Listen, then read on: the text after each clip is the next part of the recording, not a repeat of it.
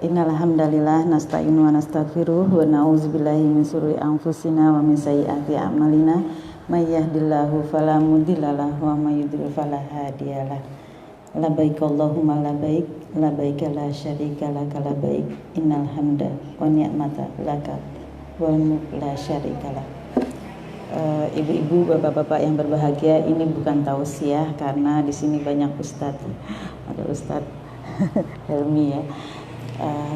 Tetapi mari kita sama-sama merenung bahwa sesungguhnya riwayat haji dan umroh itu pada awalnya adalah ketika perintah Allah terhadap Nabi Ibrahim dan anaknya Ismail untuk membangun Ka'bah. Kemudian terjadi dialog oleh Allah, panggillah dari seluruh penjuru bumi ini untuk melakukan haji dan umroh ke Baitullah. Kemudian Nabi Ibrahim berkata kepada Allah, bagaimana mungkin kami bisa memanggil manusia dari seluruh penjuru bumi yang tempatnya sangat jauh, dan saat itu tidak ada WA, tidak ada HP, tidak ada komunikasi, bahkan negeri yang sangat gersang, tandus, tidak ada, belum keluar minyaknya juga. Kemudian Allah mengatakan nanti aku yang memanggil gitu. Jadi pada saat ini bapak-bapak, ibu-ibu, andai bisa berangkat nanti insya Allah ya sampai ke Mekah, itu betul-betul semata-mata karena panggilan Allah ya, bukan karena panggilan siapapun, bukan karena apapun, tetapi betul-betul Allah yang memanggil. Artinya apa? Kalau nanti kita ke sana, maka merugilah kita kalau kita ke sana tapi tidak bertemu dengan Allah. Itu aja. Jadi dipegang bahwa kita ke sana betul-betul harus bertemu dengan Allah, Zat yang Maha Agung ya, yang kita rindukan, yang kita tergantung kepadanya, hidup dan mati kita, dan tempat kita kembali. Jadi betul-betul kerinduan kita kepada Allah Subhanahu wa taala itulah yang harus kita pupuk mulai saat ini, bahwa kita memang datang karena merindukannya, karena panggilannya, karena ingin bertamu ke tempat yang begitu mulia ini.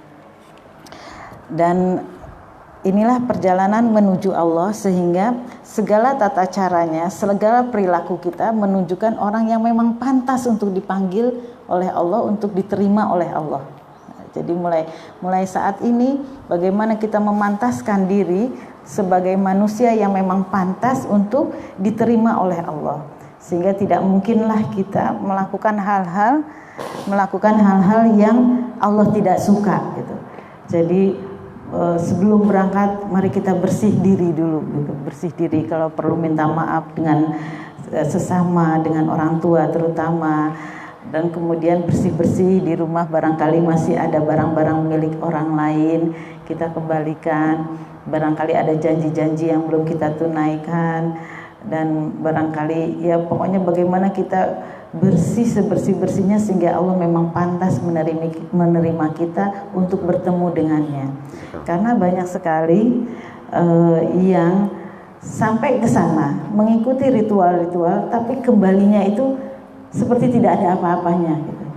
Seperti tidak bertemu dengan Allah, sehingga kembalinya ke tanah air ya perilakunya sama seperti ketika kita belum berangkat, bahkan mungkin lebih buruk lagi. Nah itulah tanda-tanda bahwa kita tidak bertemu dengan Allah. Tapi kalau orang yang Allah berkenan menerimanya, maka insya Allah kembalinya itu akan bertambah iman dan takwanya, akan berubah seluruh perilaku buruknya, akan bertambah kebaikan akhlaknya, akan lebih bermanfaat bagi sesamanya. Itu aja barometernya. Dan bahwa kita bisa sampai di sana betul-betul karena pertolongan Allah gitu. Kita tahu betapa banyak sekali di tahun kemarin ribuan bahkan ratusan ribu orang yang tidak jadi berangkat walaupun sudah bayar gitu. Itu harus kita yakini bahwa memang untuk bisa berangkat ke sana itu benar-benar bergantung kepada Allah, pada kebaikannya Allah. Bukan hanya di saat ini, bukan saja di zaman ini banyak yang tidak jadi berangkat. ya, karena memang tadi Allah sudah menentukan tidak berangkat. Tetapi di zaman Rasulullah juga, ketika Rasulullah akan berangkat haji bersama pengikut-pengikutnya, bayangkan dari Madinah berjalan kaki, ya paling tidak naik onta menuju Mekah, naik mobil aja pegel, naik bis aja dari Madinah sampai Mekah itu pegel, tapi ini jalan kaki, naik onta melewati Gunung Tandus, sudah sampai dekat ternyata dihadang oleh penduduk Quraisy. Tidak boleh melakukan haji.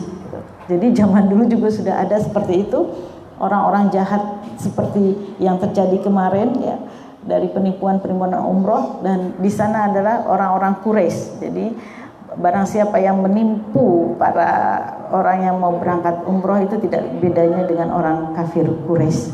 Jadi pada saat itu sudah habis perbekalan banyak, tetapi dilarang untuk bisa melakukan umroh. Akhirnya terjadilah perjanjian Hudaybiyah. Nah, itu pada zaman Rasulullah SAW. Dan kembali lagi bahwa tadi keberangkatan kita sampai di sana betul-betul karena bergantung kepada Allah, itu harus kita yakini betul. Sehingga ketika kita sampai di sana, tahulah kita bahwa ini semua perbuatannya Allah gitu. Kita di sana akan menjadi tamunya Allah. Sebagaimana tamu di mana-mana itu harus menghormati tuan rumah, apalagi ini tamu di rumahnya Allah. Maka apapun yang disuguhkan Allah kepada kita, terimalah dengan senang hati, dengan ikhlas, dan itu adalah syarat-syarat kemabruran.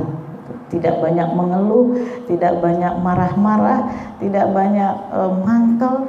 Karena tadi pertama kita sampai di sana adalah perbuatannya Allah, dan ketika kita di sana adalah perjamuannya Allah. Misalnya kita mendapatkan kamar yang tidak sesuai, inilah jamuannya Allah gitu kita. Maka kalau kita tahu ini adalah yang terbaik dari Allah, maka kita akan menerimanya dengan lapang dada. Banyak hal yang akan menjadi ujian, baik itu teman, makanan, keadaan, kendaraan, kemudian juga mungkin kita belanja. Nanti pada suatu hari kita belanja lebih mahal dibanding temannya gitu. Itu kalau kita nggak menyadari bahwa kita betul-betul tamunya Allah yang sedang dijamu oleh Allah dengan yang ada itu, maka kita akan marah, kita mangkal gitu. Loh, kok saya beli mahal, wah udah keluar segala macam. Jadi kembalikan lagi bahwa ini adalah perjamuannya Allah dan aku menerima dengan ikhlas gitu. Jadi adanya cuma kembalikan ke Allah. Ketika ada teman-teman yang menyakiti kita, yang bikin kita nggak nyaman dan sebagainya, ini ujiannya gitu. Ujiannya untuk mendapatkan kemabruran gitu. Mabrur itu hadiahnya surga gitu, terhapus semua dosa-dosanya. Hadiahnya kalau kata Ustaz Abdul Somad bukan kipas angin. Jadi hadiahnya surga dan kemabruran terhapusnya dosa-dosa, sehingga nggak mungkin lah kalau ujiannya itu sedikit gitu. Jadi pasti ujiannya itu sangat banyak. Dari mulai berangkat, dari mulai cuaca juga yang sangat dingin, itu semua adalah ingat-ingat kita tamunya Allah dan itu jamuannya Allah. Kita harus bahagia menerima itu semua. Kembali lagi, yang paling penting adalah di dalam bahwa kita di sana adalah karena kebaikannya Allah, bukan karena kita sendiri. Tuh kan kalau kita ikut yang ini kita berangkat, bukan gitu ya. Tapi betul-betul karena Allah memang ingin kita ada di sana gitu. Untuk apa? Jangan sangka kalau kita udah sampai di sana berarti kita tuh orang baik ya gitu. Bukan seperti itu. Tetapi tadi kembali lagi, liyabluwakum ayyukum ahsanu amala. Untuk Allah melihat siapa sih yang baik gitu. Jadi maling, koruptor juga diperbolehkan sama Allah sampai sana. Tetapi tadi Allah untuk melihat siapa yang akan aku balas dengan kebaikan gitu, yang akan aku balas dengan surga, itu dilihat sama Allah. Jadi ingatlah bahwa setiap gerakan kita itu Allah senantiasa melihat kita. Wa asirru qaulakum awizharu, baik yang kita sembunyikan maupun yang kita katakan, semua Allah lihat gitu. gerundel-gerundelnya kita, mangkal-mangkalnya kita, bersyukur-bersyukurnya kita. Di mulut kita bilang, saya mah walaupun tempat tidurnya seperti ini saya bersyukur, tapi di dalam hati kita bayar udah segini, katanya segini gitu. Itu Allah lihat gitu. Untuk apa tadi? Untuk Allah balas gitu. Untuk Allah balas, mau dibalas baik apa mau dibalas buruk gitu. Jadi itu harus waspada karena tadi perjalanan kita menuju rumahnya Allah, perjalanan suci itu benar-benar seperti ditampakkan akhirat kita. Jadi tidak jarang kita dengar kok saya begini dibalas langsung ya gitu. Nah, itu di situ memang tanda-tanda kebesarannya Allah, ditampakkan akhirat itu seperti apa, balasan itu seperti apa gitu. Dan itu juga akan ditampakkan ketika kita sudah kembali ke Indonesia gitu. Ini balasan Allah seperti apa? Apakah kita masih malas sholat tahajudnya? Apa kita masih malas puasa Senin Kemisnya? Apa kita masih malas sedekahnya? Maka kemarin kita tidak bertemu dengan Allah. Tetapi kalau kita merasapi, terbayang-bayang terus bagaimana kasih sayang Allah kepada kita, bagaimana takjubnya kita, betapa kecilnya kita ketika semua tawaf itu nggak ada sepinya gitu, nggak ada sepinya, tapi juga nggak ada kecelakaan, sebanyak itu teratur dan semuanya dengan satu tujuan, mengagungkan nama Allah. Kita akan takjub, siapa sih kita? Semua lepas dari kita gitu. Semua lepas, kita berbaur, hanya ada satu, bahwa kita adalah hamba, bahwa kita ini adalah manusia yang lemah gitu, yang bergantung pada Allah. Mungkin saya bawakan sebuah cerita bahwa kalau kita tahu Khalid bin Walid ya, Khalid bin Walid itu adalah panglima perang di zaman Rasulullah, kemudian disambung di zaman Abu Bakar, kemudian disambung lagi di zaman Umar. Jadi dia ada 3, dia tetap menjadi panglima perang yang tidak pernah kalah. Khalid bin Walid itu sampai saking tidak pernah kalahnya diberi julukan singanya Allah, pedangnya Allah, Saifullah ya. Disebut sebagai pedangnya Allah, tidak pernah kalah, sehebat-hebatnya panglima perang. Dan pada suatu hari ketika Khalid bin Walid itu memimpin peperangan, sudah ada dia dengan siasat-siasat perang yang betul-betul teratur, dipikirkan, dan hampir-hampir kemenangan sudah ada di tangannya. Beliau sudah ada di garis depan, tiba-tiba ada yang ngirim surat gitu. Khalid ini ada surat dari Khalifah Umar bin Khattab. Kemudian diterima oleh Khalid, dibaca. Apa isinya? Ternyata surat pemecatan.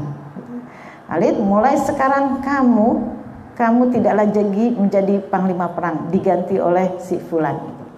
Bayangkan, ketika peperangan sudah hampir di kemenangan dan dia tidak memiliki kesalahan apapun, tiba-tiba dipecat. Kalau sekarang mungkin jabatannya dipecat gitu tiba-tiba.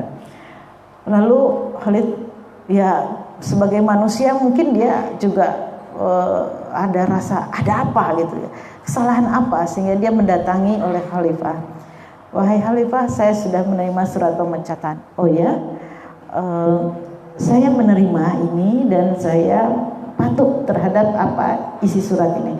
Tapi bolehkah saya bertanya, ada apa saya kok dipecat gitu? Kesalahan apa gerangan sehingga saya dipecat? Kemudian Panglima Khalid kemudian Umar bin Khattab berkata, tidak ada kesalahanmu. Bahkan selama kamu menjadi panglima perang, tidak ada satupun perang yang gagal, tidak ada satupun kekalahan yang diterima oleh kaum muslimin. Lalu kenapa saya dipecat?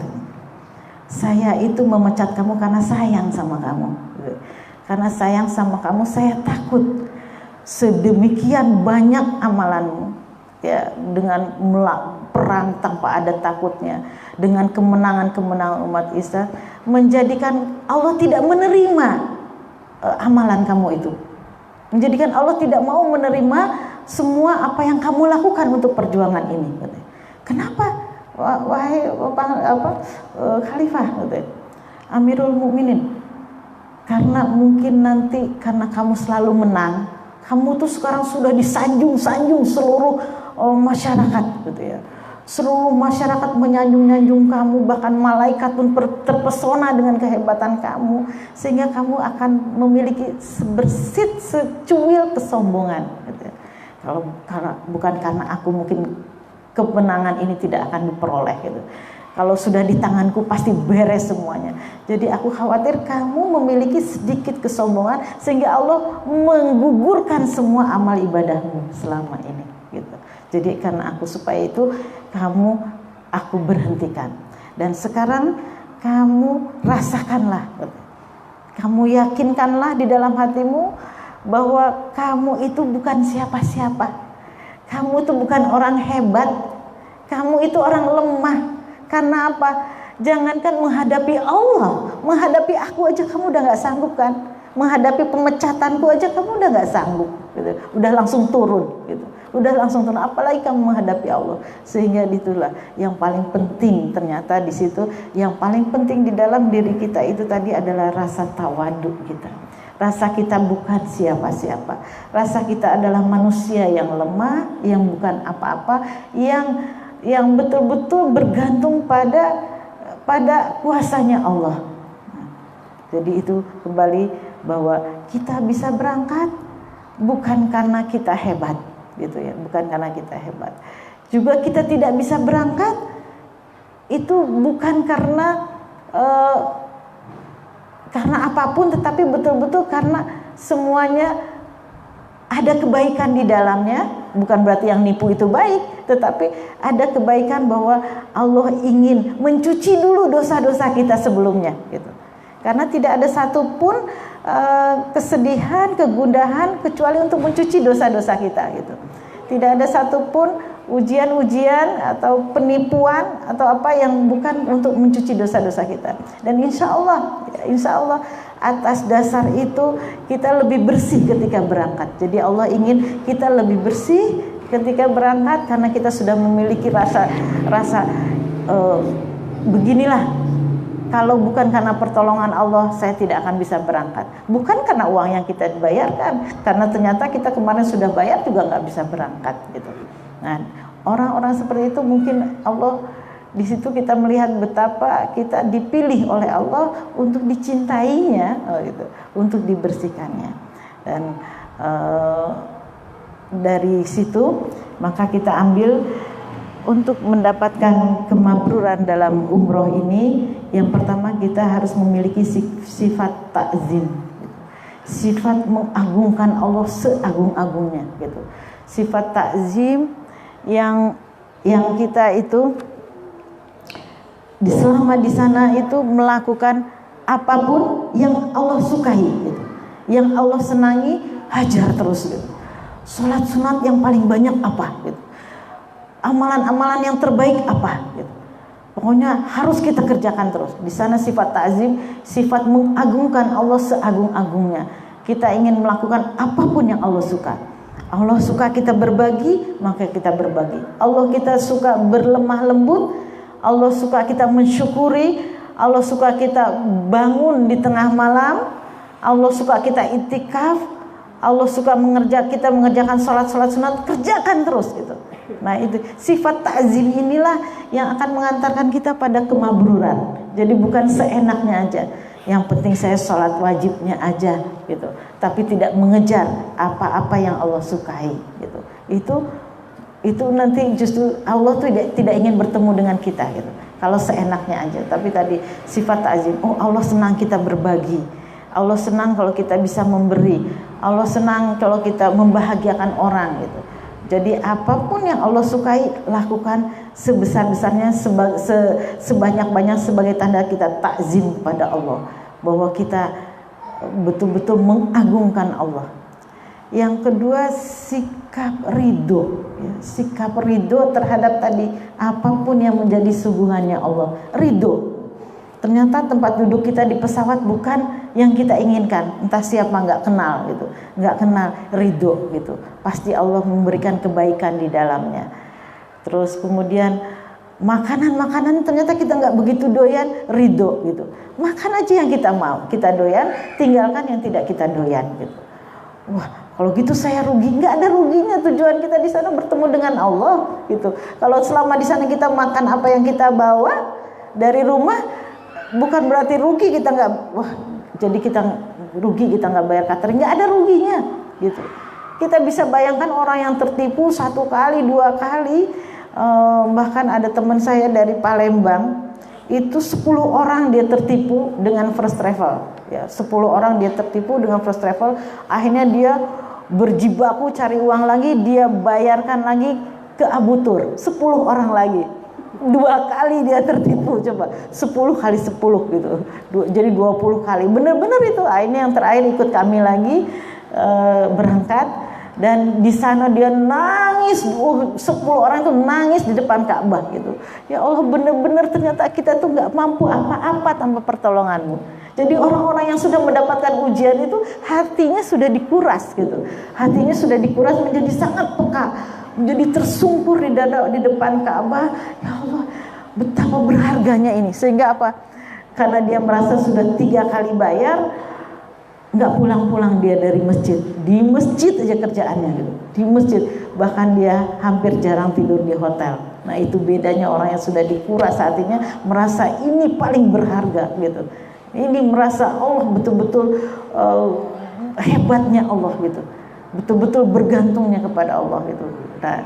Nah, sifat tadi ya, sifat daripada merasakan bahwa kita bukan siapa-siapa, bukan apa-apa seperti yang dilakukan Umar terhadap Khalid bin Walid, itu mahal harganya. Susah kita mencetak diri kita bahwa kita bukan apa-apanya. Kita nggak ada rasa sombong ya di dalam hati kita. Membersihkan rasa sombong di dalam hati kita itu susah kalau bukan karena pertolongan Allah menjadikan kita seperti itu. Dan kita harus latihan terus menerus sehingga Allah memberikan, menghujamkan di dalam hati kita perasaan bukan siapa-siapa tersebut. Tadi ridho ya, ridho dengan segala jamuan Allah. Yang terakhir adalah yakin. Yakin bahwa semua perbuatan baik Allah balas dan semua perbuatan buruk Allah balas gitu. Jangan seenaknya kita gini, kapan Allah balasnya gitu. Seenaknya kita di sana bertengkar, seenaknya kita di sana menipu, seenaknya kita di sana melalaikan ibadah-ibadah, merasa Allah tidak membalas gitu. Nah, ini juga hal yang tidak akan menjadikan perjumpaan kita kepada Allah. Harus yakin bahwa kalau kita berbuat baik, Allah balas dengan baik. Makanya kalau berdoa kan khaufa wa tama'a, harap-harap cemas, ini diterima gak ya sama Allah? Ini diterima gak ya sama Allah? Jadi sehingga kita harus memperbaiki. Dan ketika kita sholat, kita betul-betul bisa menangis, bisa khusyuk. Ya Allah, betapa banyak dosa-dosa saya, apakah diterima gitu. Jadi nggak ada kesempatan kita mau melalai, yang kita beneran aja belum tentu Allah terima gitu ya. Betapa banyak ada orang amalan-amalan yang orang datang ketika itu di padang mahsyar nanti, ada manusia yang mendatangi Allah, kata Allah, wahai kamu ini seorang yang berilmu gitu. Kamu diberikan karunia memiliki ilmu tinggi, mungkin profesor gitu ya. Terus lalu kata Allah, untuk apa ilmu kamu gunakan selama di dunia gitu. Terus kata orang itu, saya dengan ilmu saya banyak mendirikan sekolah, saya banyak memintarkan orang, saya banyak mengajari orang dengan ilmu saya itu saya banyak bermanfaat gitu. Terus kata Allah, kadzabta, engkau bohong, tempatmu di neraka. Kenapa? Karena kamu sebenarnya belajar, punya ilmu supaya orang melihat kamu sebagai ilmuwan, gitu. Sebagai orang pintar dan kamu disegani. Dan kamu sudah mendapatkan itu di dunia, kamu disegani sebagai orang pintar, tapi bukan karena Allah, sehingga tempatmu di neraka. Gitu. Terus didatangkan lagi orang-orang yang memiliki harta banyak. Terus ditanya lagi sama Allah, dengan apa kamu gunakan hartamu di dunia? Saya banyak sekali beramal. Saya punya tempat yatim piatu, saya punya tempat orang miskin, panti jompo, semua banyak sekali harta saya yang saya amalkan untuk orang-orang miskin. Lagi-lagi Allah berkata, kadzabta, engkau bohong. Kamu beramal itu supaya dianggap dermawan. Itu tadi Allah tuh tahu, wa asirul qaula, yang di dalam hati manusia itu tahu. Kamu supaya dianggap dermawan, maka tempatmu di neraka. Akhirnya kamu sudah mendapatkan predikat di dunia sebagai seorang dermawan, kamu hanya dapatkan itu, tetapi tempatmu di neraka. Datang lagi seorang yang hafal Quran gitu, hafal Quran. Kamu hafal Quran, iya. Buat apa kamu menghafal Quran? Iya, saya untuk menjaga Al-Quran ini, supaya bisa banyak sekali murid-murid yang saya ajarkan untuk bisa menghafal Al-Quran. Lagi-lagi Allah berkata, engkau bohong, engkau menjadi penghafal Al-Quran supaya engkau dipuji sebagai seorang hafiz gitu. Sehingga kamu marah kalau di belakangnya nggak ada tulisan hafiz. Nah, itu tadi betapa Allah tahu ya apa yang ada tersembunyi. Nah, itu jangan sampai kita datang udah pernah umroh lagi hanya untuk supaya orang melihat saya walaupun saya tidak kaya tapi saya berulang-ulang umroh gitu. Jadi sekali lagi kalau kita bisa umroh itu betul-betul karena kemurahannya Allah, bukan karena kita baik, bukan karena kita banyak amalnya, bukan karena kita memiliki uang, tapi betul-betul karena kemurahannya Allah kepada kita. Justru di situ kita takut. Ya Allah, amalku baru sedikit tetapi Engkau baik sekali sehingga aku bisa berangkat. Maka tadi ampunilah setiap saat, kita minta ampun kepada Allah.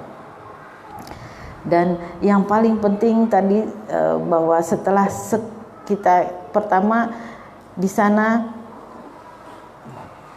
merugilah kita kalau kita tidak bertemu dengan Allah. Yang kedua, merugilah kita kalau dosa-dosa kita tidak terampuni.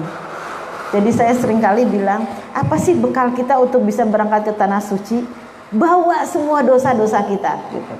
Bawa gitu.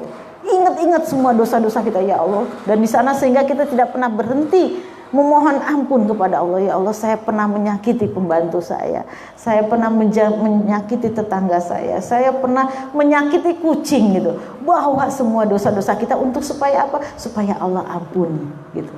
Jadi merugilah kita kalau sampai di sana dosa-dosa kita tidak terampuni. Maka bawa semua dosa-dosa kita, bawa pengakuan kita, dan itu tadi tidak pernah terlepas dari lidah kita untuk beristighfar terus-menerus gitu.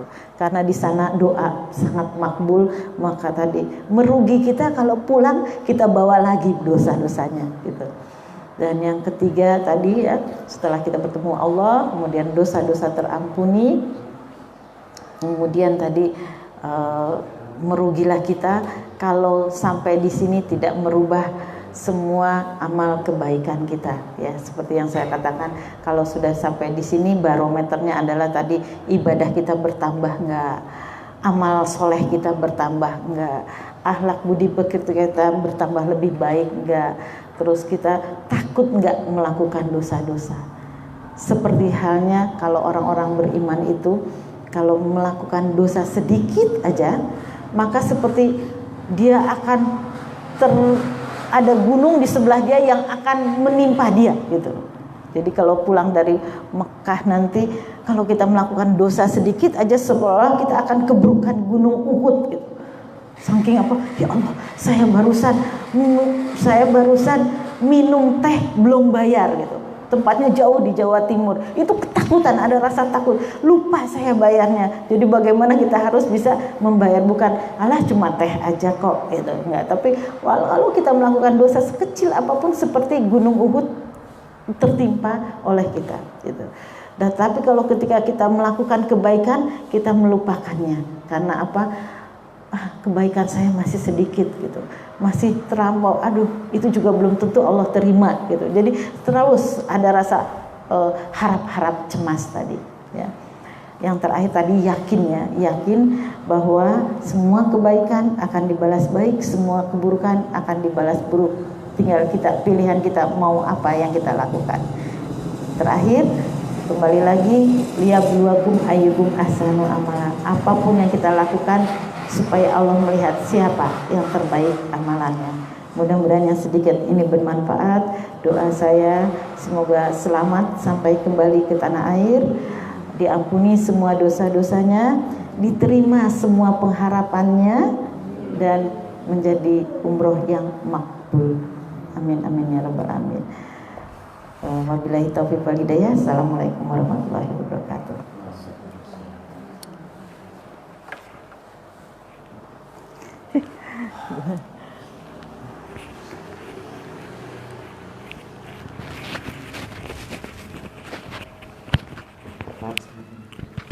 Minta minum dikit. Bismillah.